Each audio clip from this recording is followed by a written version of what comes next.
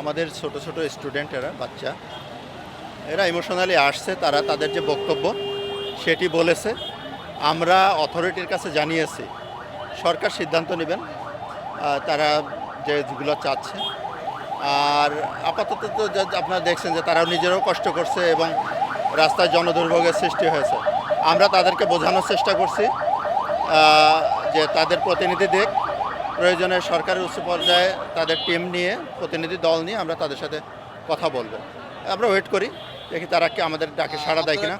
আমাদের রাষ্ট্রের ডিসিশন যেটা হয় সেটাই আমাদের মেনে নিতে হবে। আমাদের এখানে ব্যক্তিগত কোনো মতামত প্রকাশ আমরা চেষ্টা করে যাচ্ছি তাদের প্রতিনিধি দলের সাথে কথা বলতে। হয়তো তারা এখনও প্রতিনিধি দল নির্ধারণ করতে পারেন নাই, নির্ধারণ করতে পারলেই তারা আমাদের সাথে কথা বলবেন বলে আমরা আশা করি।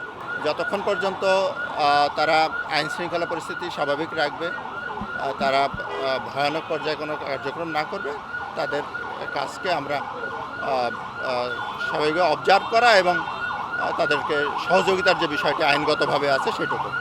এখনও পর্যন্ত অসহযোগিতামূলক তেমন কিছু করে নাই, তবে জনদুর্ভোগের যে বিষয়টি আছে এইটি আছে, আমরা নেগোসিয়েশন করে তাদেরকে সরানোর জন্য চেষ্টা করছি।